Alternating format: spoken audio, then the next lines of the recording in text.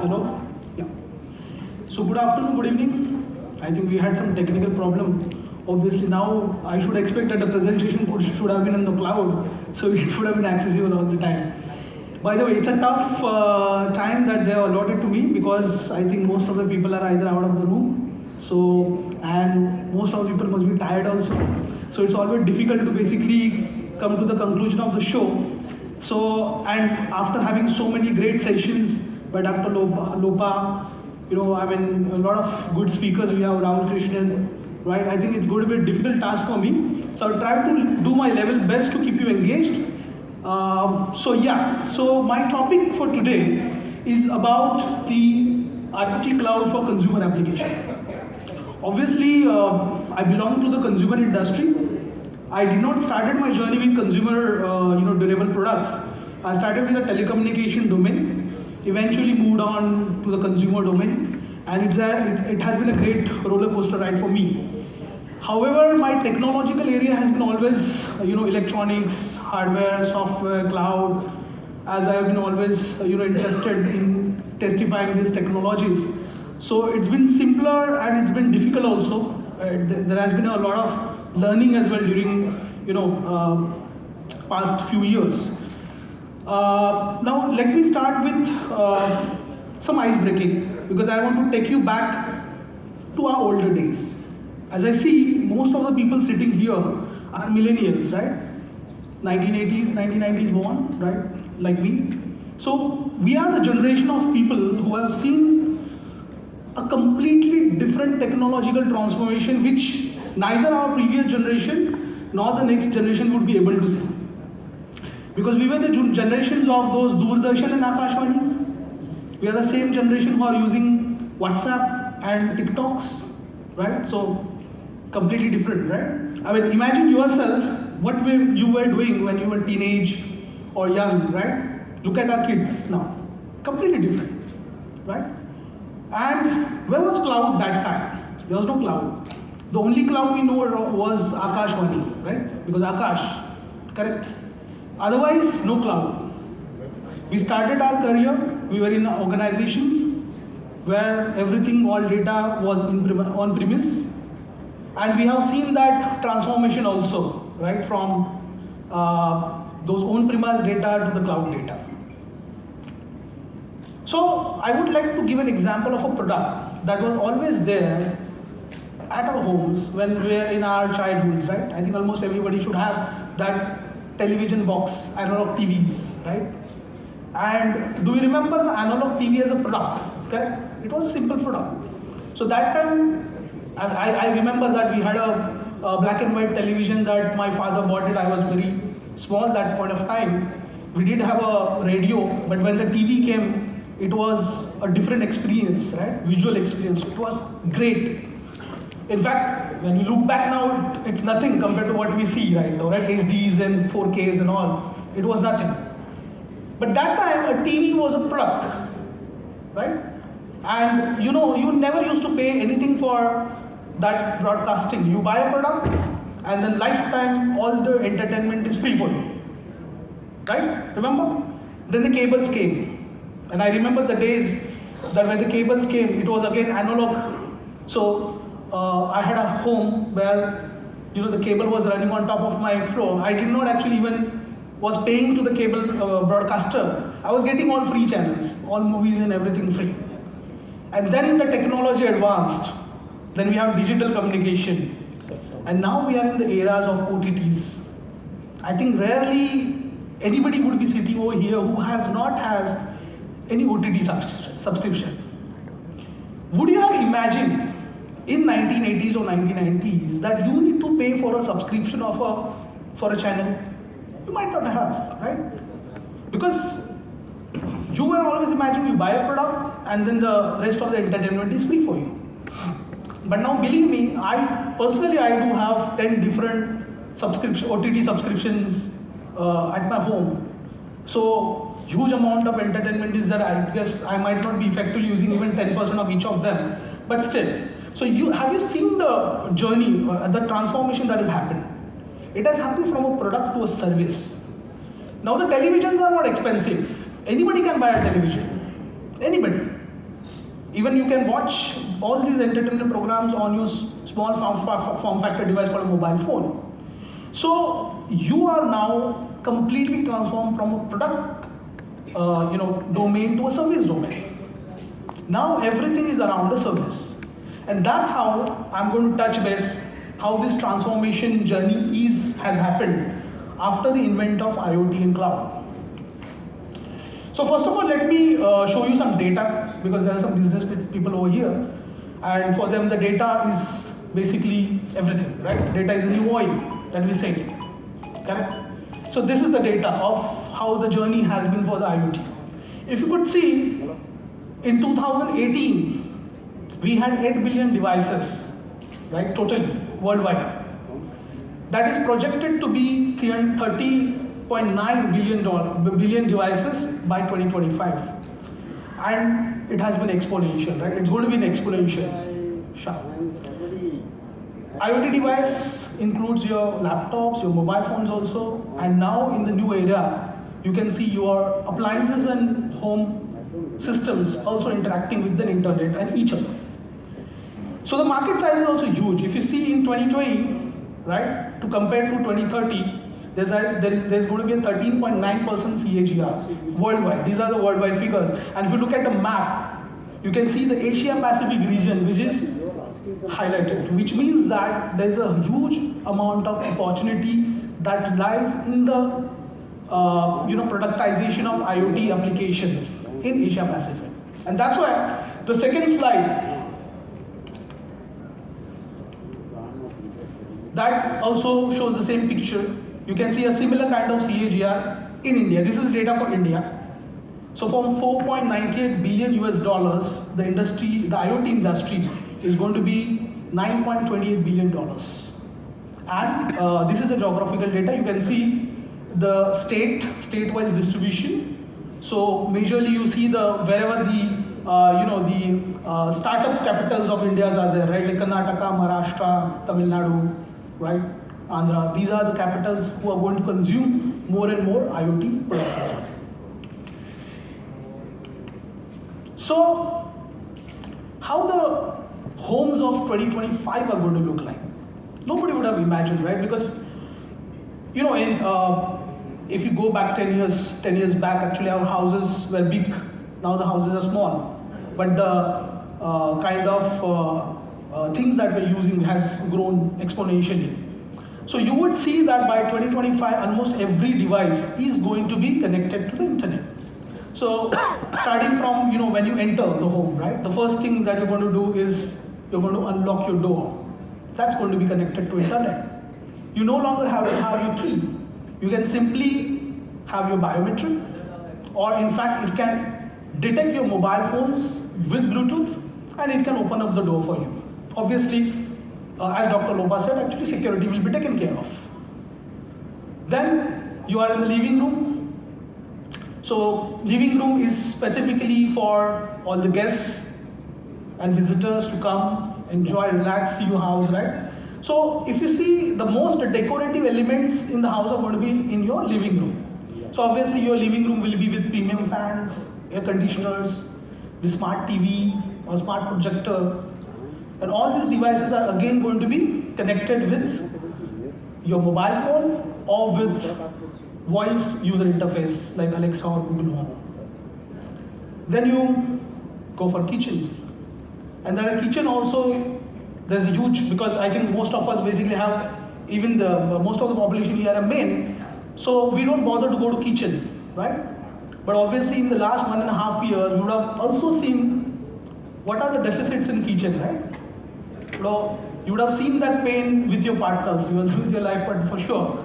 So you would have seen that, yeah, there are a lot of appliances that can be also automated, right? Your chimneys there, exhaust fans, refrigerator, washing machines, everything that can basically improve the efficiency and performance and give a comfort and convenience to the users. So that's how going to be our kitchen.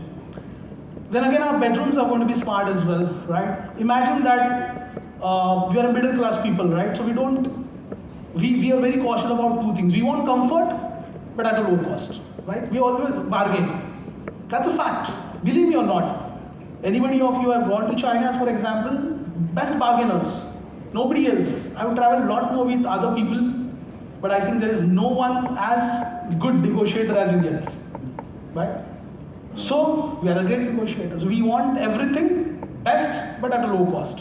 So obviously we would be concerned about the cost that we are paying for our energy consumption bills, right? So we want to have better cooling, but we want to also ensure that there is a less consumption of energy.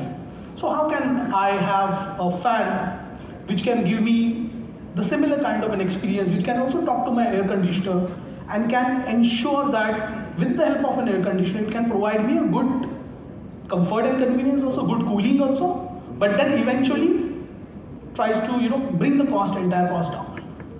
So this is how the homes of 2025 are going to be. And most of us, we might be thinking, I might not be the person who, right? Probably someone who will make this technology, but I want to live a simple life. But no, that's not a fact. You want it or not, these technologies are going to encroach in your homes very soon. Because we never imagined, right? Mobile phones will be the gadgets that we won't be living, we won't live without. Correct? Imagine, we are from the same eras where there were no mobile phones. And our lives were actually continuing like that. But when the mobile phones came, and now if I ask you basically keep your mobile away from, keep your mobile at home for a day, I think most of us will not be able to survive. Most of us will have a difficult time because we have adopted that we need always the connectivity, we always want to be closer to the people, even though we are far away physically, but we want to be closer to the people. So we are connected one or the other way with the different technologies with the people that we like. So even you want it or not, it's going to happen. Definitely it's going to happen. So first of all, let me tell you what is the role of IoT. Correct? So there are certain pointers that I've listed. First of all, it is going to be the enabler for remote computing capabilities. What it means in simple word is you can control your devices anywhere from the world, right? And that has been always a problem. Remember older days, we will go out for vacation with our wife and kids, and then suddenly your wife says, "Arey wo gas band kiya tha kya? Arey wo fan band kiya tha kya?" Gone are the days. Now you don't have to worry about it. Let the IoT control your devices, right? Even if you forget to switch off the fan or a geyser or a gas, you have IoT devices connected.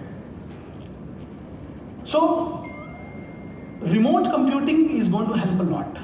And we have seen those, right? We have seen that time during COVID as well.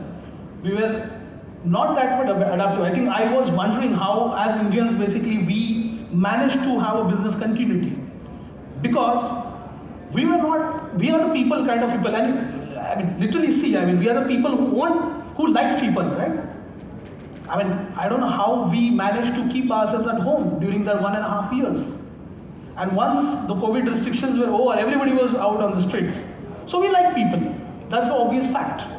But still, despite the things that we used to do our work with the people, talking to the people, discussing with the people, we still managed to do a business, we still managed to do the work, we still managed to develop the products and services, sitting at home without having physical contact with the rest of the people.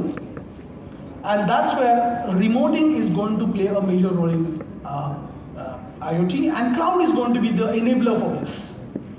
Secondly, security and privacy. Most of the things have been talked about it already, so I'll not cover much. But continuing the fact that the Indian government is basically pushing a GDPR kind of a privacy policy, which is called PDPP, Protection Data Privacy Bill. So with the implementation of that, it will become mandatory for every manufacturer of an IoT product to ensure the security and privacy of the users. So it's utmost important to understand that the data that we generate is or has to be on the Indian data center or the data center that are physically on the India, right? So that's going to the fact. So how do we achieve that? Obviously with the cloud, right? So you would have seen that Amazon has come up with a third data center in India now. apart from Bangalore and Mumbai. So these are going to be the efforts that the many cloud platform providers will try to do to enable India and the Southeast Asia market to basically be the number one in the IoT consumption or the IoT services or application consumption. Third is data integration. It's been talked much, so I'll not touch much. Minimal hardware dependency. So with the cloud, as we had a first session in the morning by Anirudh, we talked about the edge. So those were the days where computing was being done on the edge, on the hardware. Then the cloud came. The reason we shifted basically, like there were many more reasons were there apart from cost, I would say, because cost was initially very high in fact. But the idea was basically to have the optimal performance, and that being the forerunner, we were able to achieve the lesser dependence on the hardware, right? Let's have something which is always running, and that is somewhere in the cloud. Business continuity, I already touched base on that, we have seen it, and response time and data processing. So the response time and data processing has also increased because now you don't have to worry about the small form factor or a lesser performance edge devices. If you talk about the coordinators or end devices in the IoT, right, they are having a very frugal hardware specification. So you cannot run essentially the larger amount of computing on those frugal devices. So you need a place where you can run these algorithms on a high machine, high performance machine. And that is possible on the cloud side because you can always push some sensory data to the cloud, let cloud churn out this data to create a meaningful analytics, and then the rest of the things are taken care of. So that's how we may get a lesser response time in data processing. But like every technology, IoT will also face some challenges, right? And I think although I've listed the challenges, there are also certain solutions available. It's not that it's going to live up with these challenges. Obviously, people sitting here are the people who are going to fight with the challenges, are the people who are going to find out the solution for the challenges. So first of all, large volume of data. Because IoT essentially will be able to generate huge amount of data, right? You know the 3 V's of IoTs? Volume, velocity, and variety. So IoT device essentially creates a large volume of data because there are sensors and actuators, and every minute or every second there is a data generated which goes to the cloud, so volume. Velocity is the speed at which the data has to go. So we need to ensure also that the data is able to reach to the cloud in a lesser amount of time, and then the cloud has to respond back as well in the lesser amount of time. Because let's say if I say Alexa turn on my lights, and I have to wait 1 minute just for the light to turn on, it's going to be pathetic, right? We want lesser latency. So velocity. And the variety, because the data is not always going to be in the same format. Essentially, we were having the structured databases, now there are no SQLs, right? Correct? So the data is not going to be in the same format as it was before. So we have to create a system where a different variety of data, it could be a integer data, it could be a large text, it could be an image, it could be a video, it could be anything. So all these kind of different varieties of data also has to be churned out by the cloud. That's a challenge, but obviously there are solutions for it as well.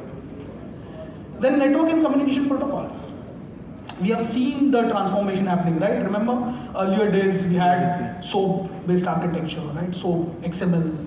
Now we are talking of JSON, HTTP, then MQTT and CoAP came. So there has been a variety of different protocols. And I wouldn't say any one of them to be the winner. Because all these protocols at their places are important, and the developer has to choose a specific protocol for a specific use. For example, if it's a sensory data with a lesser payload, it could be an MQTT and CoAP which we can use to transfer that data. But let's say if you're doing user management or device management, then obviously MQTT will be of no use.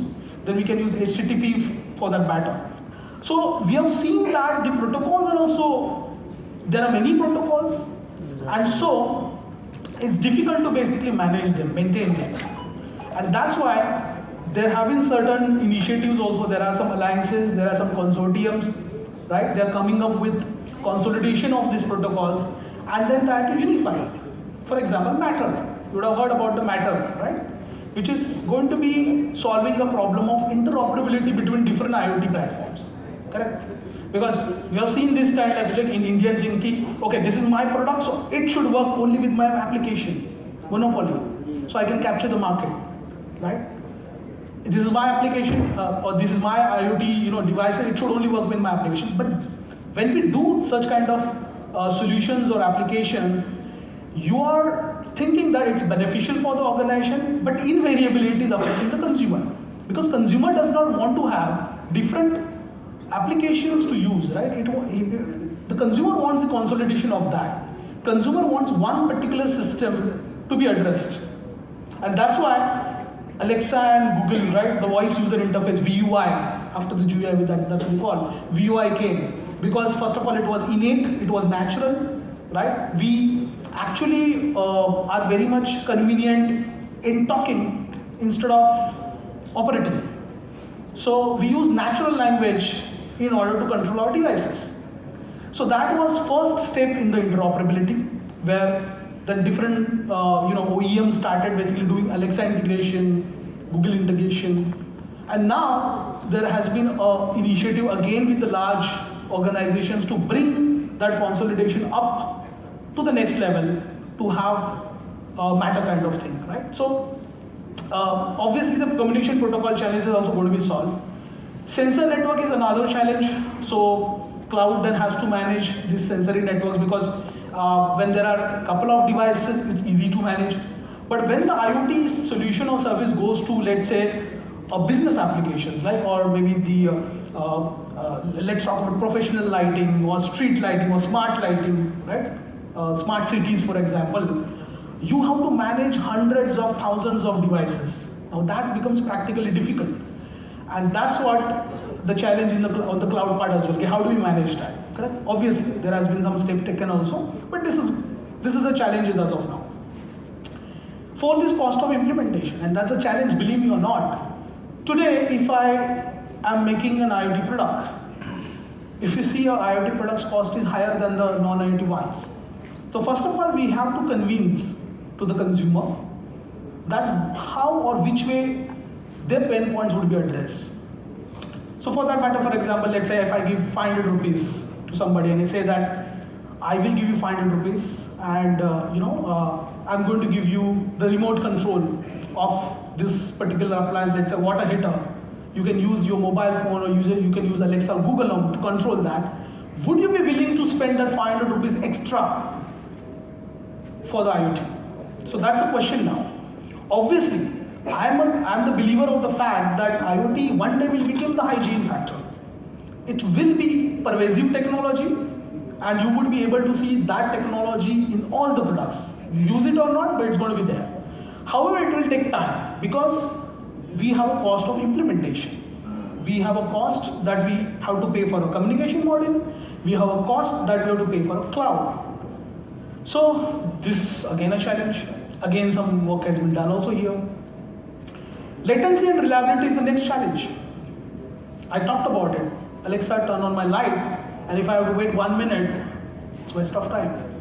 So how do you ensure that the latency is minimalistic? And how do I ensure the reliability is more? Like, imagine that you are sleeping at the night, you want to control the fan, and it's not getting control. I think you will get more irritated. And I think throughout the night you will not be able to sleep. So how do I ensure that my cloud is always available? 99.999% we were talking of.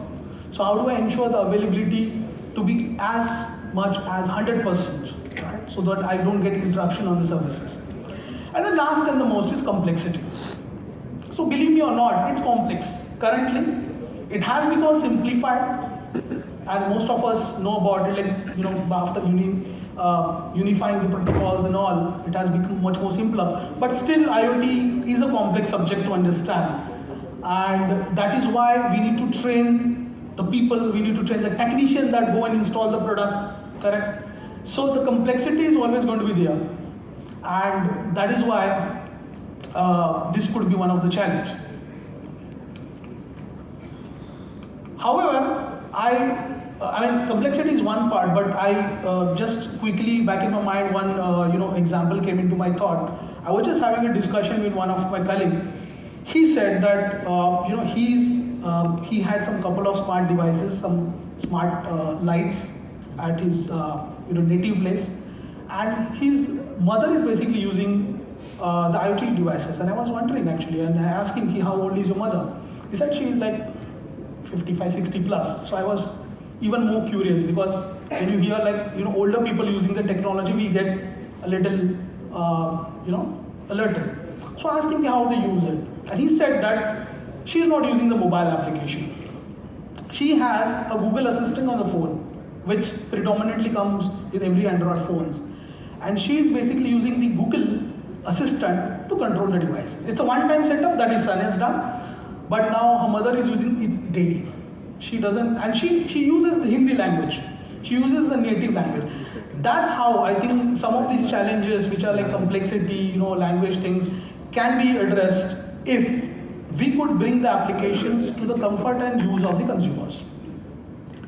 Now, I would term the IoT Cloud as a middleware in terms of an architecture. So if you see a southbound is the lower layer of the IoT architecture, where we have devices, we have appliances, we have sensors, we have actuators, right? So these are the southbound. And on the northbound, I have data storage, analytics, I have big data, I have business applications, right? BSS, OSS. And then IoT is basically something as a middleware. So it connects these southbound to the northbound, right? And that is how the cloud is as imperative as its protocol or its end devices that we're talking of.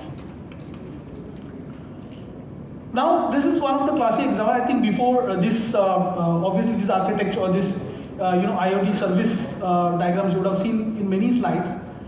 And this question always comes that if you want to basically create consumer applications for IoT, what kind of a service model will you use? And there are many, as we talked about and we heard about this with different speakers. There are on-prem, there are IaaS, there are platform as a service or software as a service, right? Different IaaS, PaaS, SaaS. बोलते हैं ना IaaS, PaaS, SaaS. SaaS जो है वो आस-पास होनी चाहिए. So that is how I remember the IaaS, PaaS, SaaS. So we have different service models for IoT, and which one to choose? Simple example. We have seen this, and believe me, the straight answer would be that no. I mean, none of this is basically the winner again. Like Mr. Rahul Krishnan said, you have to use your, you have to run and you have to basically identify which service model will fit to your application, right? So I give an example of a cookie, right? Older days, our mothers and all, they used to prepare cookies at home, right? Nowadays we can't expect, because believe me, nowadays a woman is doing more work than a man. She's not only handling the home, but she's also handling businesses. She's handling the main first of all, then she's handling the business as well. So nowadays, women are not home takers alone, correct? But older days, the women had a predominant, work area in the kitchen. So they used to do everything. My mother used to cook everything, right? We never used to order from outside. No facility was there. So this was something like an on-premise, right? You used to do everything in-house, like, making the atta, building it, and then preparing cookies, then, putting it in oven, and then putting some nice garnishing over it, right? Everything used to be done by our mothers, on-premise. Then came the next revolution, where infrastructure as a service, right? Then we saw, like in Diwalis and all, right, what they do? They get the batter again, they make the cookies, but then they give the commercial ovens to basically do the work. But that's very hectic, right? That's very hectic task. So they prepare it because we believe that, okay, we want to have our test. Maa ka haath ka swad. So we want to have that test of mother's hand. And that's why we make everything at home and then we bake it outside. That something can be regarded as an infrastructure as a service. We are using the outside outsourced baker as an infrastructure for making our cookies. Platform as a service came. Then what we used to do?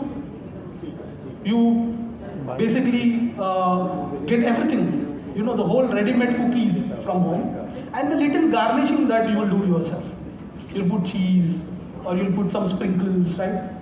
So everything else is outside, but then you started doing some customization on top of it, which became your platform as a service. So platform is there, you started giving a customization of your own, right? Yeah, ye ghar pe banaya hai. That's how. And then finally came software as a service, which is now the generation that is going to come, right? And you know which generation we are talking about, Zomato and Swiggy, sorry. Correct? We order everything outside. Sorry to interrupt, Mr. Ambekar, but we are exceeding the time already 10 minutes late. Okay. So I humbly request you to please sum it up in the next 2 minutes. Thanks. So, okay, I don't have much slides anyways, and as I said, actually, it's going to be a difficult task to manage the time and everything. So, yeah, I'll quickly run through it. So, yeah, I mean, we talked about IoT cloud providers, right? Although I have shown 3 of the major platforms, but do you know how many IoT cloud platform providers are there in the world? Any number? There are 620. 620 publicly known IoT platforms. Now this is my last slide, so obviously I'll not take much time, Prasad. This is why the cloud will always be the epicenter of IoT. Right? Number one, software and data will be supersetting. What it means? It means that you had hardware to do some operation initially, right? Correct? But now with a minimalistic hardware, you can use software to create much more magic. For example, I'll give you an example that there is one of the leading manufacturer of wireless modules. They created a technology where by having a human movement can actually affect your RSSI on the RF, correct? And by computing that, they are able to basically track the movement of humans in the home. So you don't need any more the optical sensors or proximity sensors. You can use software to basically replace your hardware, replace your sensor. That's what we are talking about. Second is security and privacy will be important. Remotability and resilience, we have touched it, so I'll not take much of your time. Third is rise of artificial intelligence. Somebody talked about ChatGPT, right? Will it take our jobs? So obviously ChatGPT is going to be the assistive thing. How? I'll tell you. For example, imagine that you just come to the home and you say, Alexa, I'm sad. That's it. Now you have to say, Alexa, turn on lights, this, that. But you come home and you say, Alexa, you're sad. And then what Alexa can do is it can basically mild your lights. It can play the Muhammad Rafi songs, right? It can, probably get the massager ready so that you can go and massage, right? So just by guessing your emotions, the system will be able to do everything for you. That's what I'm going to do. And the last thing is more and more connected device. Correct? This is going to be also the reason, because we are always want to get connected, right? I have a telematic solution at my car, so I can actually know where is my car. Is my driver basically driving my car without my permission? Or is the valet service, So all this, we want to get connected, we want to remain connected with the things that we love, our cars, our family, our appliances. And that is why, to be able to have that connectivity and remotability, we would always require an IoT cloud. So with that, I would take your time. I don't think we have time for questions. But here is my basically QR code, you can scan it. And if you want to stay connected, let's stay connected professionally. And thank you very much, Prasad, for your kind time. Thank you. Thank you so much, Mr. Ambekar. May I request Rahul Krishna Gupta sir to please join us on the stage and felicitate Mr. Ambekar.